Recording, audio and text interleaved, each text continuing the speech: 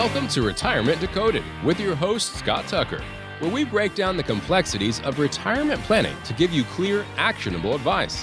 Whether you're just starting out or getting ready to retire, Scott's here to help you make informed decisions and secure your financial future. Tune in each week as we simplify the process and decode the path to a stress-free retirement. Now, here's your host, Scott Tucker. Well, welcome to Retirement Decoded with Scott Tucker. I'm your host, Scott Tucker. Welcome back to the podcast. Go ahead and like or subscribe or give us a 5-star review or share it on social media. I don't know what you do with it, Andre. There's so many things you can do with the podcast nowadays. So many things. You can probably text it to a friend. Probably. Why don't you do that? Why don't you text it to a friend? Why don't you email it to somebody? I'll do that right now. No, you won't. We do it later on. But the listener could do that. Yeah.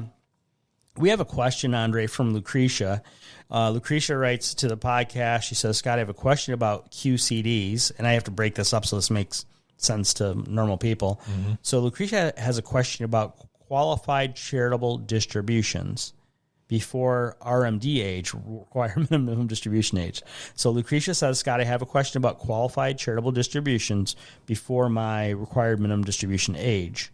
So usually required minimum distribution ages for folks nowadays, it's going around 73, and it's going to keep changing by year of birth. And at age 73, 74, 75, and mileage may vary based on when you were born, you're going to have a thing happen if you have traditional retirement accounts like IRA, 401k, 403b, deferred comp, TSP.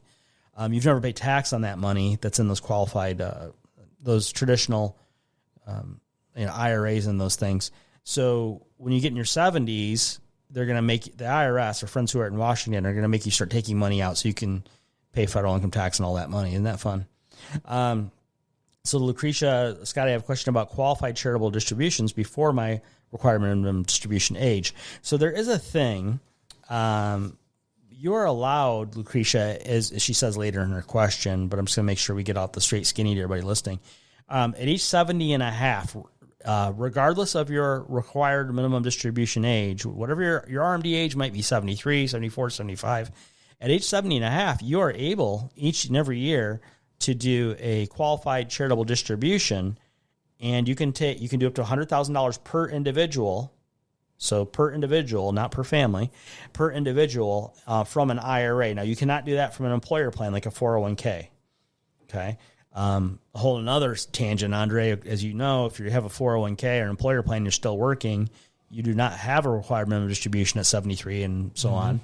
But what's neat about if you have an IRA and you're worried about, maybe you're very charitable and maybe you have a lot more money than you thought you'd ever end up with, what you can do at age 70 and a half and every year thereafter, you can donate up to $100,000 RMD.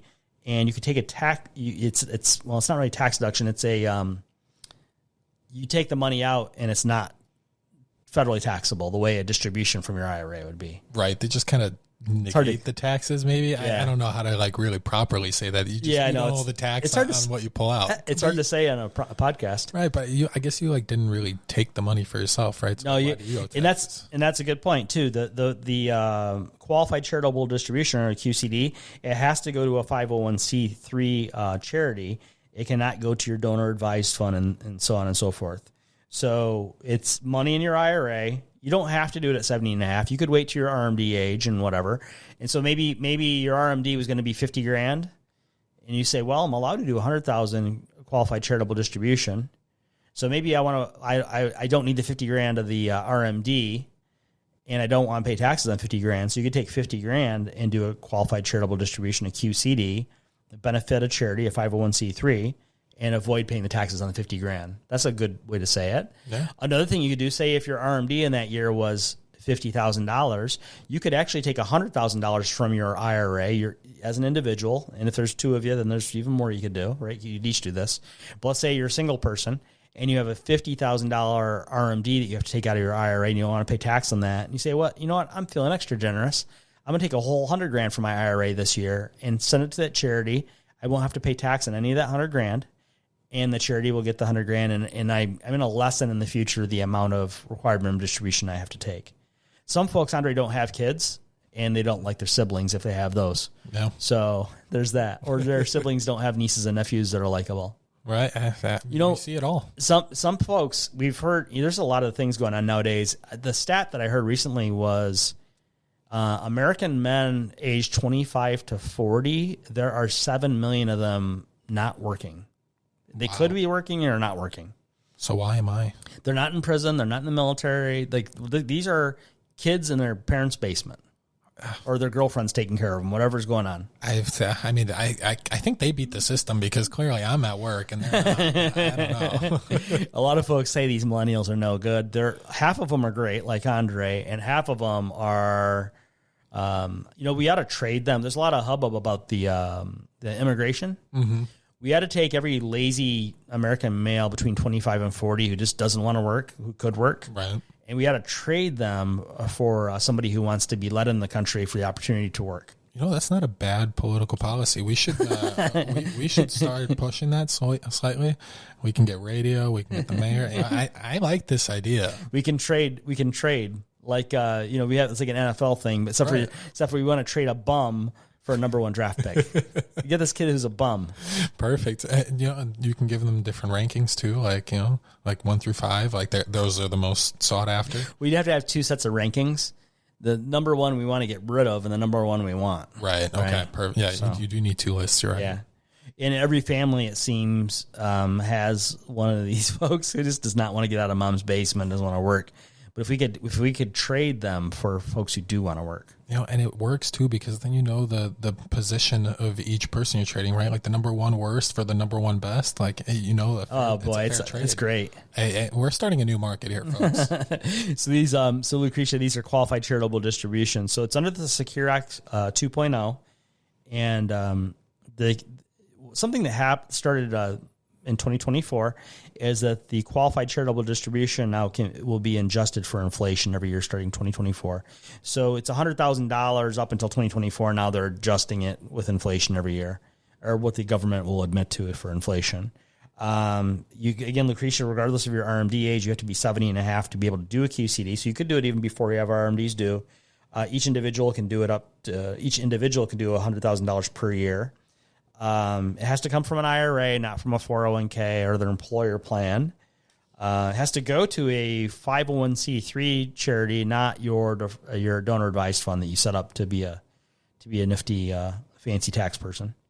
Here's something really important though. You do not need to itemize. So this is a way that we can lower your taxes potentially without you having to itemize on your taxes. That's good, right, Andre? We don't want to, you're in your 70s. You don't want things to get more complicated. You want to get them less complicated. Yeah. You want easy in retirement, not difficult. Yeah, and then the QCD is not taxed as income, and it can satisfy your required minimum distribution. Provided if your required minimum distribution is $150,000 and you're an individual, and then it can't satisfy that, but up to $100,000. But at least a part of it, right? You still get to be charitable. Yeah, I mean, come on, turn that frown upside down. Exactly. Yeah, give me some credit for telling you something you could have done. Glass is half full. Oh, boy. It's amazing who they'll let on the podcast. I know, seriously. I mean, both of us. What are we doing? Who approved this? Oh, boy, that's a whole nother thing. I could go so many ways with that. So Lucretia said, if I understand the current regulations, you can start QCDs at age 70 and a half. Yes, you can, even though RMDs don't need to start in her case until age 73. That's correct. She says, since my birthday is in September, oh boy, it's going to be Andre, a train leaves Kansas City, headed eastbound. Jeez, beats these questions, Lucretia. Since my birthday is in September, age 70 and a half is the following March. Do I have to wait until March? Okay, we're not going to do all that. Lucretia, go to tuckerretirement.com, get on our phone calendar, 15 minutes for free in the coming week, and we'll go through this with you. Because what's funny, Andre, when people write the questions to the podcast, they write like 10 sentences in one paragraph, and then it's in that event, and if that's true, this is, right. It's like it's not a conversation. Ifs and thens, then. If then, when, if not this, and pass go. Right, like they want every scenario known to man. Like, we don't even know half the scenarios, you know? Well, I have partial information, and then I have 5 questions based upon information I don't have. Exactly. Like, we're guessing at a lot of this. Yeah. I mean, some people might accuse us of thinking we have all the answers, but we have none of the questions. Yeah. We have one of the questions. Yeah, we have half a No, we have we have 10 questions that we weren't able to answer the first question because we had too many questions stacked on top of those answers. Right, we had 10 and 1. 10 to 1 efficient. question to what now? They're efficient. Oh, I thought you said the coefficient. The question to answer coefficient. We should trademark that. Oh, not bad. Not a bad deal. So we're going to have more on coming episodes. If you can handle this insanity, then you really ought to subscribe to the podcast, share it with a friend, do a lot of stuff. If you want to get on our phone calendar, 15 minutes for free in the coming week with one of our financial planners, and we'll actually make sense, and we'll get your numbers crunched and all that and give you specific information for your situation. So this has been Retirement Decoded with Scott Tucker. I'm your host, Scott Tucker. We'll see you on the next episode of the podcast. Scott Tucker Solutions, Inc. has a strategic partnership with tax professionals and attorneys who can provide tax and/or legal advice. Neither the firm nor its agents or representatives may give tax or legal advice. Individuals should consult with a qualified professional for guidance before making any purchasing decisions.